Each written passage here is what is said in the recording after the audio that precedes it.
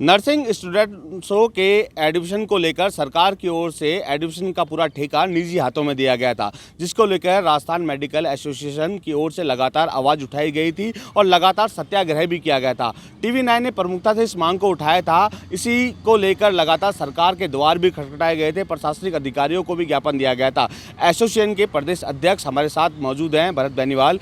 सरकार की ओर से एक आदेश निकाला गया है, क्या कहेंगे? जी देखिए, कल एक आदेश जारी हुआ है और उस आदेश के तहत ये है कि जो पहले जितने भी नर्सिंग स्टूडेंट्स हुआ करते थे मेडिकल फील्ड में, स्पेशली जो नर्सिंग कॉलेजेस थी उनके जो स्टूडेंट्स हुआ करते थे 50%, उन सभी 50% स्टूडेंट्स का जो है एडमिशन, जो निजी कॉलेजेस की जो एक फेडरेशन बनी हुई थी, 2 फेडरेशन थी, वो दोनों फेडरेशंस उनके एडमिशन्स की प्रक्रिया को पूरा करती थी, जिसमें ना कोई आरक्षण का सिस्टम लागू होता था, चाहे जैसे मनमानी फीस वसूली जाती थी, डोनेशन लिया जाता था। हमने शिकायतें की, उच्च स्तर तक शिकायत हम लेकर गए, युवा सत्याग्रह आंदोलन भी किया। युवा सत्याग्रह आंदोलन के अंदर उस मांग को पुरजोर तरीके से रखा और सीएमओ में हमारी वार्ता कराई गई, साथ ही मुख्यमंत्री जी से भी हमारी वार्ता हुई। 3 दौर की वार्ताएं हमारी सीएमओ में हुई। तो उसके पश्चात लगातार जो संघर्ष था वो चल रहा था, लेकिन कुछ PIL भी हम लोगों ने, जनहित याचिका मैंने भी लगाई, 1-2 लोगों ने और भी लगाई, और कई संगठन जो थे उन्होंने भी इस मांग को उठाया। लेकिन जिस तरह से जो मांग उठनी चाहिए थी, 5 साल से 6 साल से ये मैटर चल रहा था लगातार, काफ़ी समय हो गया, वैसे तो 8-10 साल ही हो गए इसको पूरे को, क्या बिजनेस बना के छोड़ दिया था पूरे नर्सिंग जो पढ़ाई है उसको।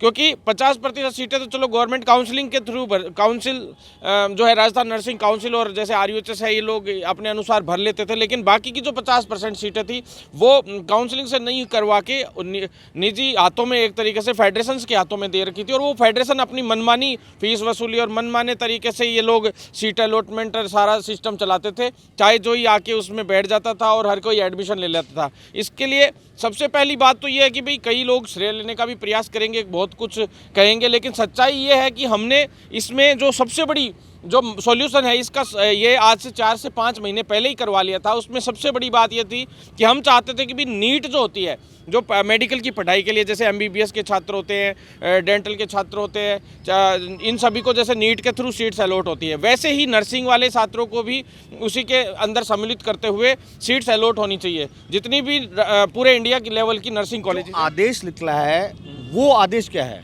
जी, आदेश यही है कि भी अब 50% सीटें जो फेडरेशंस के अंडर में दी गई थी, फेडरेशंस को अधिकार दिया गया था कि भी आप लोग भी भर सकते हैं इस अनुसार, तो वो अब बंद कर दिया गया। अब पूरी की पूरी सीटें काउंसलिंग के थ्रू 100% भरी जाएंगी। जो सीटें थी, जैसे किसी कॉलेज में 100 सीटें, तो उसमें 50 निजी कॉलेज का मामला है स्पेशली, क्योंकि गवर्नमेंट कॉलेज की सीटें तो सारी लगभग टोटल वही भरती है, जो राजस्थान नर्सिंग काउंसिल हो चाहे RUHS हो, सरकार अपने थ्रू भरती है। लेकिन जो प्राइवेट निजी कॉलेजेस थी उनकी सीटों का जरूर इस तरह से किया जाता था, लेकिन अब वो बंद कर दिया गया। अब पूरी की पूरी सीटें सरकार द्वारा भरी जाएंगी, और सरकार ने ये फैसला अब इसलिए लिया है, इसका भी मैं आपको क्लियर बता देता हूं कि भी इसलिए लिया है क्योंकि आज से 4 महीने पहले लगभग तय हो गया था कि भी नीट के अंडर में ये है जो है नर्सिंग की सारी जो है कॉलेज। 3-4 महीने पहले जिस वक्त हमने प्राइवेट कॉलेजेस का जो कम्युनिटी हेल्थ ऑफिसर्स का निजी फेडरेशन जो है, इन्होंने विरोध करते हुए पैसा हड़पने की कोशिश की। जो कम्युनिटी हेल्थ ऑफिसर्स थे उनकी 50-50 हज़ार रुपये जो है उनके खातों में आने थे, उस वक्त हमने ये आंदोलन शुरू किया था,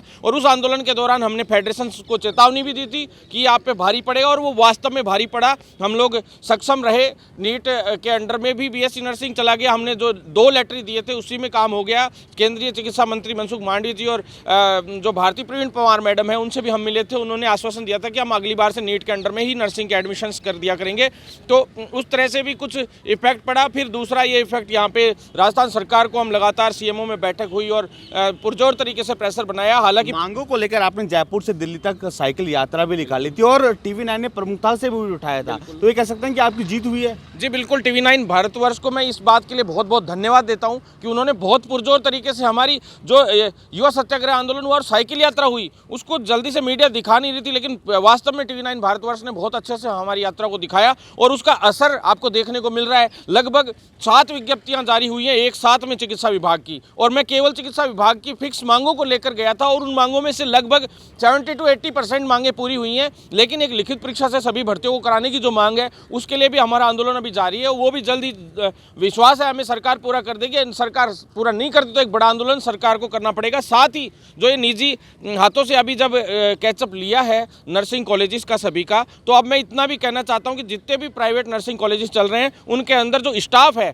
जैसे एमएससी नर्सिंग ले रहे हैं आप, बीएससी नर्सिंग हो रहे हैं, यानी नर्सिंग ट्यूटर और associate professor principal vice principal, ये पूरा का पूरा स्टाफ प्लस उनकी लैब वगैरह सारी चीज़ें, और हॉस्पिटल जिसमें जो पेरेंटल हॉस्पिटल उनका होता है जिसमें प्रैक्टिस स्टूडेंट्स को करवाई जाती है, उन सभी को ऑनलाइन किया जाए। जिससे ऑनलाइन रहेंगे तो क्या है, कॉलेजेस धांधली ये करती हैं कि भाई उसमें डॉक्यूमेंट्स लगा देती हैं उन लोगों के, लेकिन वो लोग वहाँ नौकरी नहीं कर रहे होते, हज़ार 2-3 हज़ार में। इस तरह से एक ये गलत प्रकार का धंधा चल रहा है। इसको बंद करते हुए जो ऑनलाइन किया जाए, और उनको कितनी सैलरी मिल रही है वो 20,000 न्यूनतम सैलरी मिलनी चाहिए कम से कम बीएससी नर्सिंग को, नॉर्मल पास आउट को। इस तरह का जो ये पूरा ऑनलाइन होगा तभी ये पूरा सिस्टम सुधर पाएगा, अन्यथा नहीं सुधर पाएगा। बिल्कुल, देखिए निश्चित तौर पर जब नर्सिंग स्टूडेंटों की ओर से रायपुर से दिल्ली तक साइकिल यात्रा निकाली गई थी, जब TV9 ने प्रमुखता से खबर दिखाया था और खबर का असर भी कहीं ना कहीं देखने को मिला है। अब सरकार ने जो निजी हाथों में दे रखा था, अब सरकार ने अपने स्तर पर ले लिया है। हालांकि बेरोजगारों की और नर्सिंग स्टूडेंट की कई और मांगे भी हैं। इन्होंने चेतावनी भी दिया, अगर हमारी मांगे पूरी नहीं होती है तो हम उग्र आंदोलन और भी कर सकते हैं।